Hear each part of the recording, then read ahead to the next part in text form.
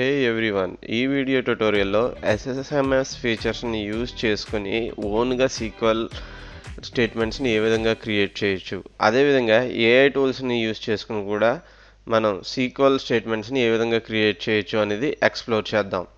Sequel సర్వర్లో once మనం database load చేసిన తర్వాత మనకి ఈ విధంగా టేబుల్స్ అన్నీ కూడా డిస్ప్లే జరుగుతూ అవుతుంది.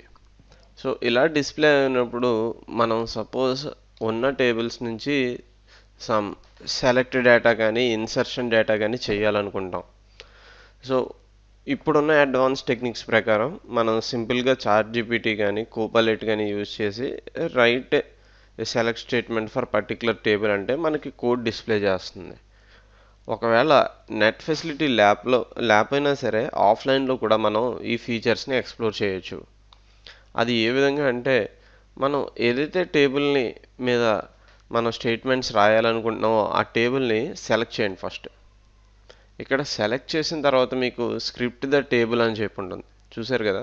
ఇక్కడ స్క్రిప్ట్ ద టేబుల్లో ఇక్కడ చూడండి, ఫస్ట్ ఇవన్నీ కూడా మనకి ఇక్కడ లభిస్తాయి. Select, so script the table for select అని కనుక చూసినట్లయితే మనకి న్యూ విండోలో మనకి ఆటోమేటిక్గా అన్నమాట సో సెలెక్ట్ స్టేట్మెంట్ అనేది క్రియేట్ అయిపోతుంది, చూసారా. సో ఇవన్నీ కూడా చిన్న చిన్న టిప్స్ కానీ చాలా యూస్ఫుల్ అవుతాయి. ఎప్పుడు మనకి ఎలా యూస్ఫుల్ అవుతాయంటే ఎంతో టైం సేవింగ్. మనకి సపోజ్ మనకి ఈ టేబుల్ నుంచి సమ్ పర్టిక్యులర్ కాలమ్స్ మాత్రమే మనం సెలెక్ట్ చేసుకోవాలనుకోండి, మనం సెలెక్ట్ చేసి డ్రాగ్ అండ్ డ్రాప్ చేసుకుంటాం కానీ టైప్ చేస్తాం కానీ చాలా టైం ప్రాసెస్ కింద ఉంటుంది. కానీ మనం సింపుల్గా జస్ట్ రైట్ క్లిక్ చేసి script the table as create కానీ లేదంటే ఇన్సర్ట్ కానీ అప్డేట్ కానీ ఈ స్టేట్మెంట్స్ని యూజ్ చేసుకుంటే ఆటోమేటిక్గా మనకి స్క్రిప్ట్ అనేది జనరేట్ అయిపోతుంది. ఇది చాలా ఇన్బిల్ట్ ఫీట్ అని ఇంకొక టేబుల్లో ఇన్సర్ట్ చేద్దాం అనుకుంటున్నాను. ఇన్సర్ట్ అంటే టేబుల్ 1 నుంచి టేబుల్ 2కి ఇన్సర్ట్ చేద్దాం అనుకుంటున్నాం. అప్పుడు ఏ స్టేట్మెంట్ని యూజ్ చేయాలి అనేది కనుక చూసినట్లయితే న్యూ క్వెరీ కనుక చూసినట్లయితే ఇక్కడ కూడా మనకి స్క్రిప్ట్ అనేది జనరేట్ అవుతుంది. సో ఇన్సర్ట్ ఇంటూ, సో మనకి ఎన్ని ఫీల్డ్స్ దాని ఒక వాల్యూస్,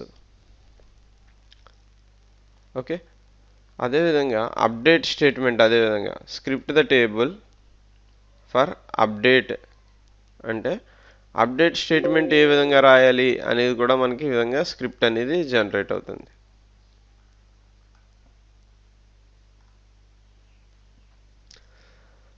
ఓకే, సో ఇది ఒక వే. అండ్ నెక్స్ట్ మనం లేదంటే చాట్‌జీపీటీని యూజ్ చేసుకుని కానీ కోపైలట్ని యూజ్ చేసుకుని కూడా ఈ విధమైన డేటా యాక్సెసెస్ అని చేయొచ్చు. సపోజ్ చూడండి, so right A SQL statement for to create A adventure works database in MySQL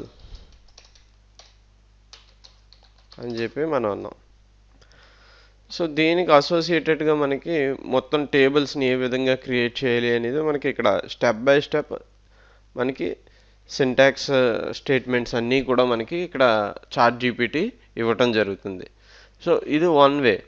so దీనికన్నా బెస్ట్ ప్రొసీజర్ ఏంటంటే డైరెక్ట్గా మనం అడ్వెంచర్ వర్క్స్ డేటాబేస్ ఏదైతే ఉందో దాన్ని మనం డౌన్లోడ్ చేసుకుని దీంట్లోకి డైరెక్ట్గా SQL సర్వర్లో కనుక అప్లోడ్ చేసుకున్నట్లయితే మనకి ఈ విధంగా డైరెక్ట్ టేబుల్స్ వచ్చేస్తాయి. సో ఈ సినారియో మనకి ఎక్కడ ఉపయోగపడుతుందంటే సపోజ్ నేను ఫ్లిప్కార్ట్ అని ఒక వెబ్సైట్ కానీ కామర్స్ వెబ్సైట్ని కానీ క్రియేట్ చేద్దాం అనుకుంటున్నాను. సో అప్పుడు మనం ఫస్ట్ ఏం చేస్తామంటే కామర్స్ డేటాబేస్ ఏదైతే ఉందో దాని ఒక శాంపుల్ మోడల్ ఒక డేటాబేస్ని డౌన్లోడ్ చేసుకుని, ఓకే, మనం ఇలా SQL సర్వర్లో అప్లోడ్ చేసుకుంటే మనకి స్కీమా నుంచి మొత్తం అంతా స్ట్రక్చర్ వచ్చేస్తుంది. వచ్చిన తర్వాత మనం ఇంక ఎక్స్ప్లోర్ చేస్తామే. సో ఈ విధంగా మనం సెలెక్ట్ స్టేట్మెంట్ని కానీ ఇందాక చెప్పినట్లు స్క్రిప్ట్ టేబుల్ స్టేట్మెంట్స్ని యూజ్ చేసుకొని ఈ విధంగా స్క్రిప్ట్ని ఎక్స్ప్లోర్ చేయొచ్చు. సో ఎక్స్ప్లోర్ చేసి మనకు కావాల్సినట్టుగా మనం మోడిఫై చేసుకోవచ్చు. అది లేదు నేను చాట్‌జీపీటీతో జీరో నాలెడ్జ్తో ఫస్ట్ లైన్ నుంచి కోడ్ రాస్తాను అనుకున్నట్లయితే కనుక మనం చాట్ జీపీటీని యూజ్ చేసుకుని కూడా మనం ఈ విధంగా టేబుల్స్ని క్రియేట్ చేయొచ్చు. అప్పుడు ఏం చేస్తామంటే సింపుల్గా మనం ప్రాంప్ట్ ఏమని ఇస్తామంటే, సో ఈ విధంగా మనం write a SQL statements for to create a Flipkart database tables in MS SQL. Okay, so ఈ ప్రాంప్ట్ కనుక ఇచ్చినట్లయితే మనకి ఒక Flipkart e commerce website create చేయాలంటే దానికి ఏమేమి టేబుల్స్ అసోసియేట్ అవుతాయి అవన్నీ కూడా మనకి ఈ విధంగా చాట్ జీపీటీ చేస్తాం అనేది జరుగుతుంది. చాట్ జీపీటీ అనే కదా కోపైలట్ కానీ ఏదైనా, సో మనకి అవుట్లైన్ అనేది మనకి సింపుల్గా ఈ విధంగా ఇచ్చేస్తుంది. దీన్ని అనలైజ్ చేసుకుని మనం చాలా సులువుగా క్రియేట్ చేయొచ్చు. ఈ స్టేట్మెంట్స్ని ఎక్స్ప్లోర్ చేస్తాం అనేది మెయిన్ మాట. అంటే ఈ స్టేట్మెంట్స్ని ఎక్స్ప్లోర్ చేస్తాం. నెక్స్ట్ ఈ ఫీచర్స్ని ఇన్బిల్ట్ ఫీచర్స్ ఏవైతే SSMSలో ఉన్నాయో అవి యూజ్ చేసుకుని మనం ఈ విధంగా స్టేట్మెంట్స్ని మోడిఫై చేసుకుని కూడా ఎగ్జిక్యూట్ చేసుకుంటే టైం అనేది చాలా సేవ్ అవుతుంది. మనం వేరొకరి మీద డిపెండ్ అవ్వాల్సిన అవసరం లేదు. అదేవిధంగా డేటాబేస్ని బ్యాకప్ చేసుకోవడానికి కూడా మనకి SSMSలో ఫీచర్స్ ఉన్నాయి. సో దానికి మనం ఏం చేయాలంటే, ఇక్కడ టాస్క్స్ ఉన్నాయి కదా, టాస్క్స్లో మీరు జనరేట్ స్క్రిప్ట్ అని ఉంటుంది. సో ఇక్కడ ఒకవేళ ఇప్పుడున్న డేటాబేస్ మనం ఇందాక చూసింది ఏంటి, ఇప్పుడు ఇది చూసారు ఫ్లిప్కార్ట్ స్కీమాను మనం క్రియేట్ చేసుకున్నాం. స్కీమా ఎలా రాయాలి ఇదంతా చూసుకున్నాం. అలా కాకుండా ఆల్రెడీ ఎగ్జిస్టింగ్ డేటాబేసెస్ మనం లోడ్ చేసుకుని దాని నుంచి స్కీమాని కనుక తీసుకున్నట్లయితే మనకి one of the easy process అని మనం చెప్పుకోవచ్చు. ఇప్పుడు అదేవిధంగా నేను ఇప్పుడు అడ్వెంచర్ వర్క్స్ డేటాబేస్ని ఇంకొకటి క్రియేట్ చేయాలనుకుంటున్నాను.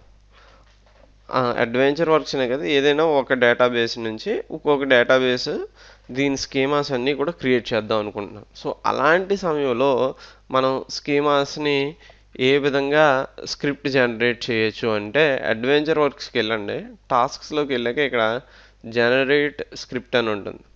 దీన్ని సెలెక్ట్ చేసుకుని ఓకే నెక్స్ట్ కనుక క్లిక్ చేసినట్లయితే మనకి ఇక్కడ ఉన్న టేబుల్స్ అన్నీ వస్తాయి. ఇక్కడ మీరు ఏ టేబుల్స్ స్కీమాని క్రియేట్ చేద్దాం అనుకుంటున్నారో ఆ టేబుల్స్ని సెలెక్ట్ చేయండి. ఓకే, సెలెక్ట్ చేసిన తర్వాత ఇక్కడ అడ్వాన్స్ మర్చిపోకండి, కంపల్సరీ అడ్వాన్స్ అనమాట. అడ్వాన్స్ చేసినప్పుడు ఇక్కడ అడ్వాన్స్లో only schema with data. So అది మీ రిక్వైర్మెంట్. కొంతమంది ఓన్లీ స్కీమా ఒకటే చేసుకుంటారు, కొంతమంది ఓన్లీ డేటా చేసుకుంటారు. ఓన్లీ డేటా ఎప్పుడు చేస్తాం, బ్యాకప్ ఉన్నప్పుడు చేస్తాం. అలా కాదు స్కీమా డేటా బోత్ అంటే బోత్. ఓకే, క్లిక్ ఓకేనే చేసి ఓకే సేవ్ ద స్క్రిప్ట్ మీరు సేవ్ చేయండి. సో ఈ విధంగా కూడా మనం స్క్రిప్ట్ అనేది జనరేట్ చేయొచ్చు. సో SQL సర్వర్లో ఈ విధంగా మనం స్క్రిప్ట్ జనరేట్ చేస్తాం అనేది కనుక SQL సర్వర్లో ఈ విధంగా స్క్రిప్ట్ జనరేట్ చేస్తాం కనుక మనం తెలుసుకున్నట్లయితే ఏ విధమైన డేటాబేస్ అయినా సరే మనం ఆ స్క్రిప్ట్ని మోడిఫై చేసి జస్ట్ మనం ఇతరితర డేటాబేసెస్కి కావాల్సిన SQL స్టేట్మెంట్స్ని మన ఓన్గా మనం ప్రిపేర్ చేసుకోగలం. సో చాట్ జీపీటీ కూడా మనకి హెల్ప్ చేస్తుంది. సో కానీ ఎర్రర్ ట్రాకింగ్స్కి వాటికి కానీ ఎడిషనల్ నాలెడ్జ్కి కానీ మనకు అది ఉపయోగపడుతుంది. అదేవిధంగా ఈ ఇన్బిల్ట్ ఫీచర్స్ని కనుక మనం యూజ్ చేసుకున్నట్లయితే పర్టిక్యులర్ స్పెసిఫిక్ ప్రాబ్లం ఏంటి అనేది ఆ పర్టిక్యులర్ దానికి మనం దేనికైతే మనం అప్లై చేయాలనుకుంటున్నాం దానికి క్లియర్గా తెలుస్తుంది అన్నమాట ఈ స్క్రిప్ట్ జనరేషన్ వల్ల. సో ఈ విధంగా జీరో నాలెడ్జ్తో కూడా మనం ఇంత పెద్ద స్క్రిప్ట్స్ అనేవి జనరేట్ చేయగలం SQL సర్వర్ SSMSలో.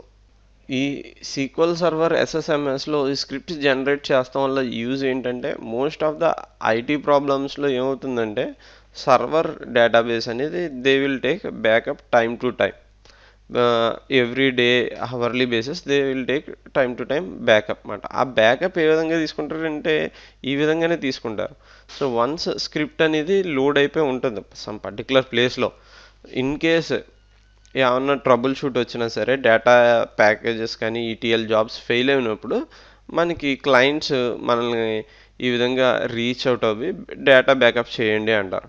సో ఈ విధంగా ఏదైతే స్క్రిప్ట్ జనరేట్ అయిందో వాళ్ళు ఈ ఫైల్స్ని లోడ్ చేస్తారు. సో ఫినిష్ అయింది, ఓపెన్ చేస్తున్నాను చూడండి ఇప్పుడు. ఓకే, సో చూసారు కదా, ఇప్పుడు మనకి టేబుల్ క్రియేట్ అయ్యింది, దాని తర్వాత టేబుల్లో డేటా ఇన్సర్షన్ క్వెరీ కూడా ఆటోమేటిక్గా జనరేట్ అనేది అనేది జరిగింది. చూసారు కదా ఫ్రెండ్స్, ఎంత సులభంగా మనం సీక్వెల్ సర్వర్ ఇన్బిల్ట్ ఫీచర్స్ని యూజ్ చేసి స్క్రిప్ట్ జనరేషన్ అనేది చేయొచ్చు. ఈ వీడియో మీ అందరికీ ఎంతగానో ఉపయోగపడుతుందని ఆశిస్తున్నాను. ఈ వీడియోని లైక్ చేయండి, అదేవిధంగా మీ ఫ్రెండ్స్ మరియు కొలీగ్స్తో ఈ వీడియోని షేర్ చేస్తారని ఆశిస్తున్నాను. Please subscribe learner space.